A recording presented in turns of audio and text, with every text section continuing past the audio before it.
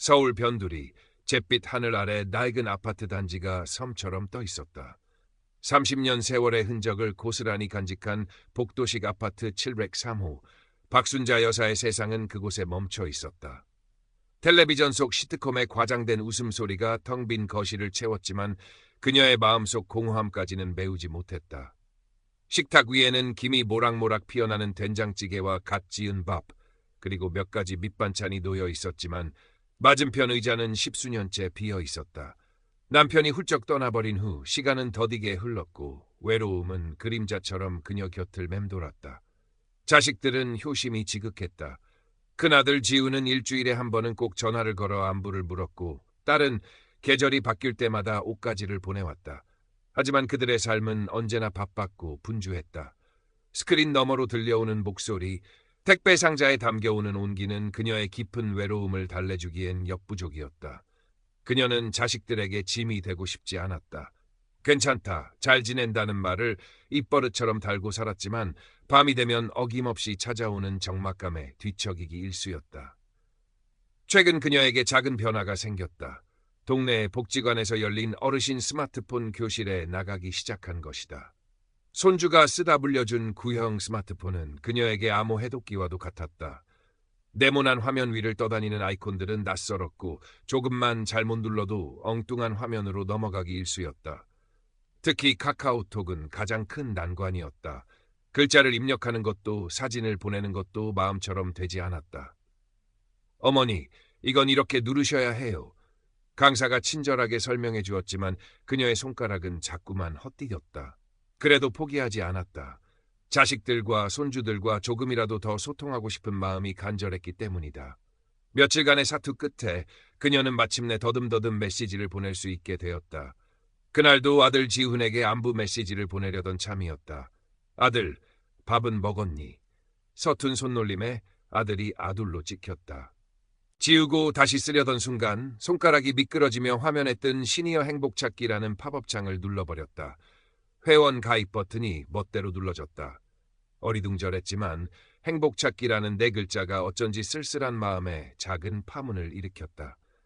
그녀는 얼떨결에 자기소개란에 젊었을 적 끄적였던 시 한 구절을 적어 넣었다. 낙엽 지는 소리에 내 마음도 지는구나. 그날 밤 텔레비전 소리에도 잠들지 못하고 뒤척이던 박순자 여사의 스마트폰이 까똑하는 맑은 소리를 냈다. 늦은 시간에 누구일까? 그녀는 안경을 고쳐 쓰고 화면을 들여다보았다. 낯선 이름이었다. 김민준.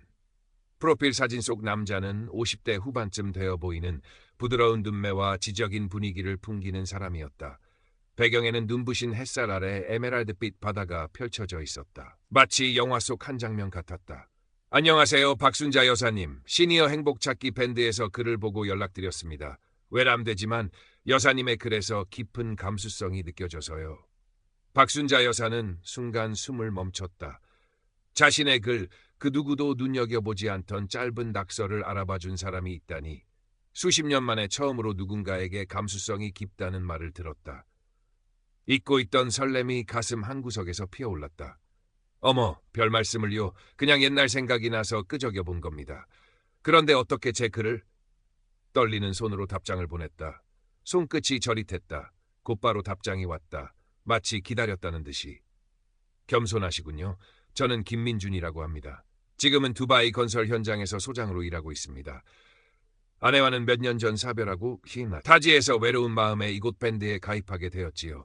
여사님처럼 고운 심성을 가진 분과 친구가 되고 싶습니다. 괜찮으시겠습니까? 두바이, 건설 현장 소장, 사별, 외로움. 낯선 남자의 이야기는 묘한 울림으로 그녀에게 다가왔다. 자신과 닮은 외로움을 가진 사람이라는 생각에 그녀는 경계심 대신 연민과 호기심을 느꼈다. 네, 물론입니다. 저야말로 영광이지요.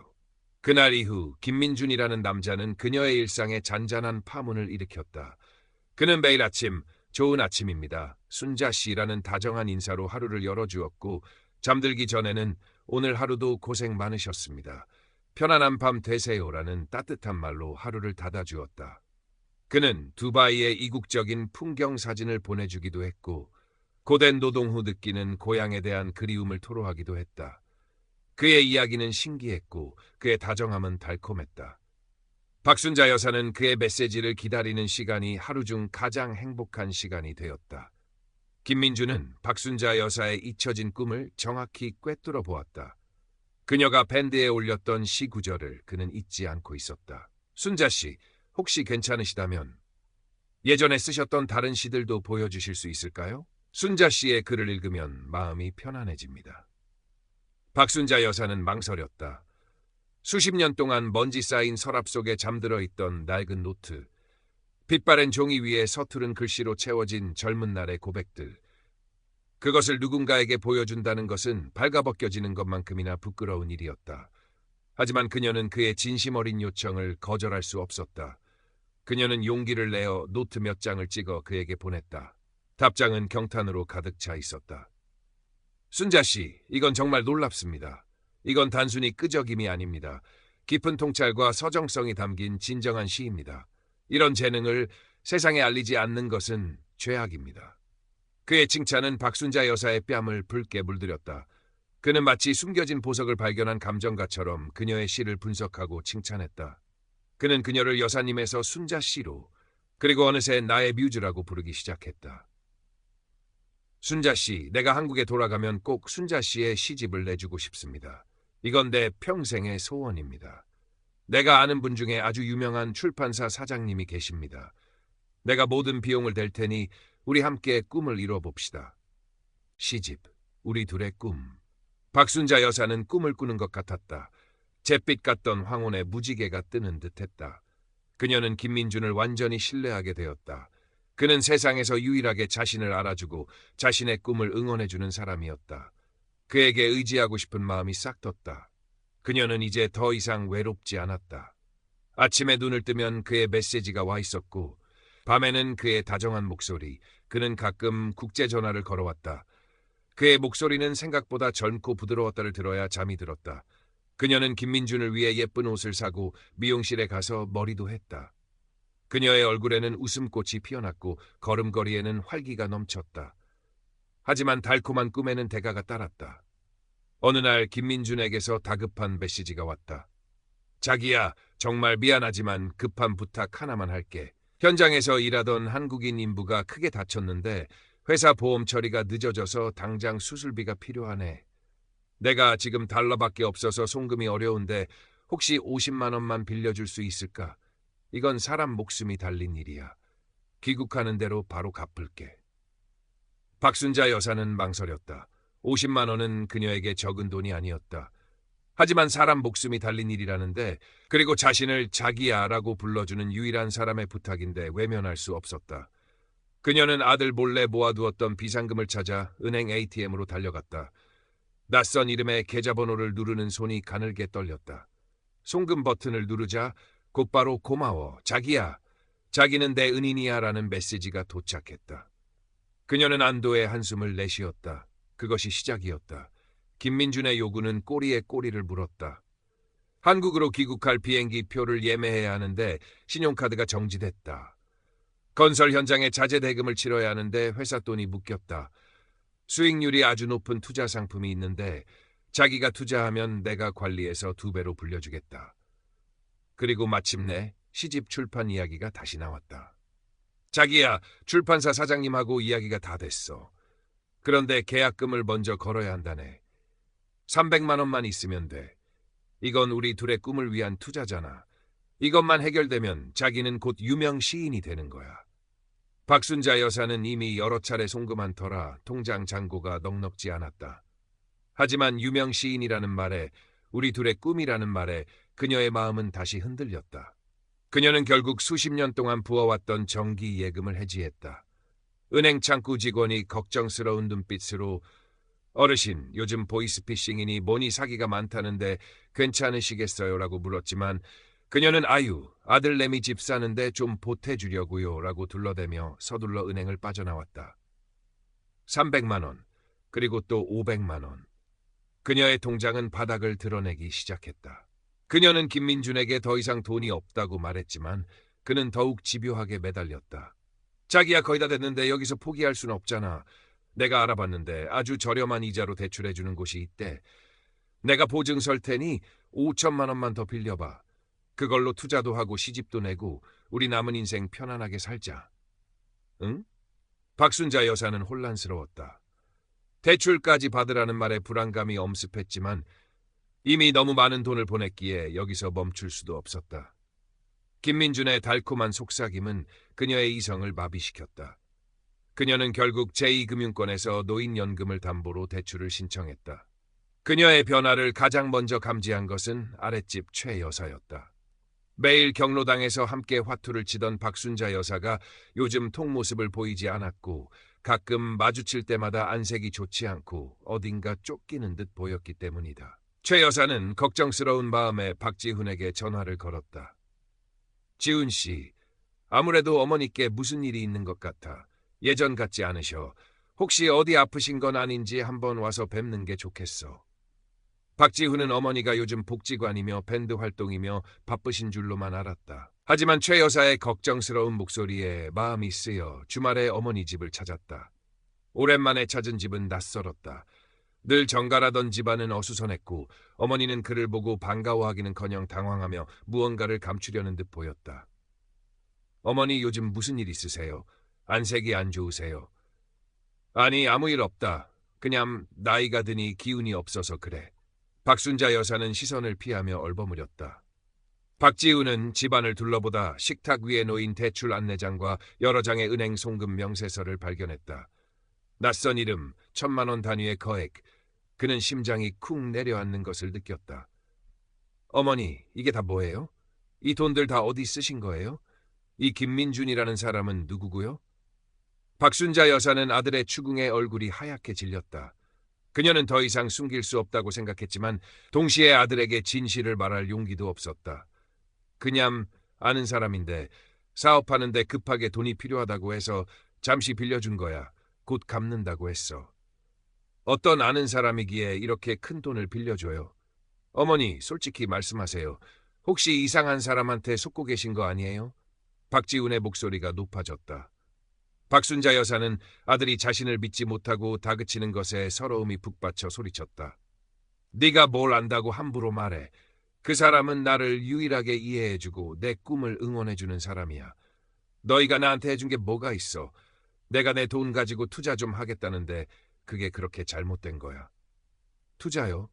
어머니, 이건 투자가 아니라 사기예요. 제발 정신 좀 차리세요. 모자 간의 격렬한 싸움이 벌어졌다. 박순자 여사는 필사적으로 김민준을 감쌌고 박지훈은 답답함과 분노 그리고 어머니에 대한 걱정으로 눈앞이 캄캄했다. 그는 그 자리에서 어머니의 스마트폰을 빼앗아 들었다.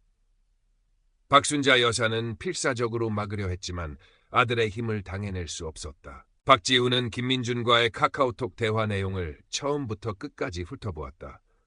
달콤한 말과 사랑의 고백, 시집 출판이란 허황된 약속, 그리고 집요한 금전 요구. 모든 것이 명백한 사기였다. 그는 어머니의 스마트폰을 들고 곧장 집을 나섰다. 그의 목적지는 서울지방경찰청 사이버 안전국이었다. 김수연 경위는 박지훈이 가져온 자료를 보고 미간을 찌푸렸다. 그녀는 로맨스 스캠 사건을 수없이 다뤄왔지만 이번 사건처럼 피해 금액이 크고 피해자가 노인인 경우는 더욱 안타까웠다. 전형적인 수법입니다. 프로필 사진은 도용된 것이 확실하고 계좌는 대포 통장일 겁니다. IP 주소는 추적을 피하기 위해 여러 나라를 경유하고 있을 거고요. 가해자들은 대부분 해외에 거점을 둔 전문 조직이라 검거가 쉽지 않습니다. 김경희는 즉시 프로필 사진 검색과 계좌 추적에 착수했다. 예상대로 사진 속 남자는 인터넷에서 쉽게 찾을 수 있는 평범한 중년 남성의 사진이었고 계좌는 이미 지급 정지된 대포 통장이었다. IP 주소는 중국과 동남아시아 여러 곳을 넘나들고 있었다. 어머님께는 매우 힘드시겠지만 현실을 직시하셔야 합니다. 지금이라도 추가 피해를 막는 것이 중요합니다. 그날 오후 박지훈은 김수연 경위와 함께 다시 어머니 집을 찾았다. 박순자 여사는 문을 열어주지 않으려 했지만 경찰관이 함께 온 것을 보고 마지못해 문을 열었다. 그녀의 눈은 퉁퉁 부어 있었고 얼굴에는 절망감이 가득했다. 김수연 경위는 박순자 여사를 소파에 앉히고 차분하지만 단호한 목소리로 조사 결과를 설명했다. 도용된 사진, 대포 통장, 해외 IP 주소. 그리고 그녀와 비슷한 수법으로 피해를 본 다른 노인들의 사례까지. 박순자 여사는 고개를 숙인 채 아무 말도 듣지 않으려는 듯 귀를 막았다. 아니야. 그럴 리 없어. 김서방은 나한테 진심이었어. 그는 나를 사랑한다고 했어. 내 시집도 내준다고 했단 말이야. 그녀는 어린아이처럼 울부짖었다. 박지훈은 차마 그 모습을 볼 수 없어 고개를 돌렸다. 김수연 경위는 마지막으로 준비해온 영상을 틀었다. 그것은 빔준이 보냈던 카톡 메시지에 사용된 것과 똑같은 어조와 말투로 다른 여성에게 사랑을 속삭이는 다른 로맨스 스캠 사건의 증거 영상이었다. 목소리 변조 프로그램까지 사용한 듯 기계음이 섞인 목소리는 섬뜩하기까지 했다. 그 순간 박순자 여사의 울음소리가 멎었다. 그녀는 멍하니 화면을 응시했다. 마치 시간이 멈춘 듯 거실에는 무거운 침묵만이 흘렀다. 그녀는 천천히 고개를 들었다. 그녀의 눈은 더 이상 울고 있지 않았다. 모든 것을 잃어버린 사람의 텅 빈 눈빛이었다. 그녀의 꿈, 그녀의 설렘, 그녀의 마지막 희망이 산산조각 나는 순간이었다. 김민주는 그날 이후 감쪽같이 사라졌다. 박순자 여사는 한동안 깊은 우울증과 자책감에 시달렸다. 잠을 이루지 못했고 사람들을 만나는 것도 두려워했다. 잃어버린 돈보다 더 아픈 것은 믿었던 사람에게 철저히 배신당했다는 사실과 자신의 어리석음이었다. 박지훈은 회사를 휴직하고 어머니 곁을 지켰다. 그는 어머니를 모시고 병원을 다니고 함께 산책하며 끊임없이 대화를 시도했다. 김수연 경위는 범죄 피해자 심리상담센터를 연결해 주었다. 박순자 여사는 처음에는 상담을 거부했지만 박지훈의 간곡한 설득과 상담사의 따뜻한 위로 속에서 조금씩 마음의 빗장을 풀기 시작했다. 그녀는 그곳에서 자신과 비슷한 아픔을 겪은 사람들을 만나 서로의 상처를 보듬어주며 혼자가 아니라는 사실에 위안을 얻었다. 계절이 몇 번 바뀌고 박순자 여사의 얼굴에는 서서히 그늘이 걷히기 시작했다. 그녀는 다시 복지관에 나가기 시작했고 스마트폰 교실에도 다시 등록했다. 이제 그녀는 카카오톡 메시지를 보내는 것뿐만 아니라 인터넷 뱅킹 사기 예방 앱을 설치하고 스팸 메시지를 구별하는 법도 배우고 있었다.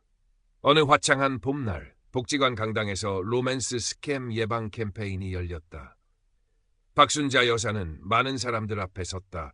그녀의 손에는 낡았지만 깨끗하게 정돈된 시노트가 들려 있었다. 그녀는 마이크를 잡고 떨렸지만 분명한 목소리로 자신의 이야기를 시작했다. 저는 한때 꿈을 잃고 외로움 속에서 헤매던 사람이었습니다. 그때 누군가 제게 다가와 달콤한 말로 저를 위로하고 잊고 있던 꿈을 다시 꾸게 해주었습니다. 저는 그 사람을 믿었고 모든 것을 주었습니다. 하지만 그 모든 것은 거짓이었습니다. 그녀는 자신의 경험을 숨김없이 털어놓았다. 부끄러움과 수치심을 넘어 또 다른 피해자가 생기지 않기를 바라는 간절한 마음이었다. 여러분, 외로움은 죄가 아닙니다. 꿈을 꾸는 것도 죄가 아닙니다. 하지만 우리의 마음을 이용하려는 나쁜 사람들이 있습니다. 낯선 사람의 친절을 경계하고 의심스러운 제안은 단호히 거절해야 합니다. 그리고 무엇보다 중요한 것은 혼자 힘들어하지 마세요. 주변에 알리고 도움을 청하세요. 우리는 함께할 때 더 강해질 수 있습니다. 이야기를 마친 그녀는 시노트를 펼쳤다. 그리고 아주 오랜만에 자신의 새로운 시를 낭독하기 시작했다. 겨울 지나 봄이 오듯 내 마음에도 새싹 돋네. 잿빛 하늘 거치고 희망이란 이름의 햇살 비추네. 그녀의 목소리는 아직 완전히 힘을 되찾지는 못했지만 그 안에는 깊은 상처를 딛고 일어선 사람의 단단함과 희망이 담겨 있었다. 강당을 가득 메운 사람들의 따뜻한 박수 소리가 그녀를 감쌌다. 그녀는 더 이상 외로운 섬이 아니었다. 그녀는 이제 자신의 상처를 통해 다른 이들의 등불이 되어주고 있었다. 서울의 하늘 아래 그녀의 시간은 이제 따스한 봄 햇살과 함께 새로운 희망을 향해 다시 흐르기 시작했다.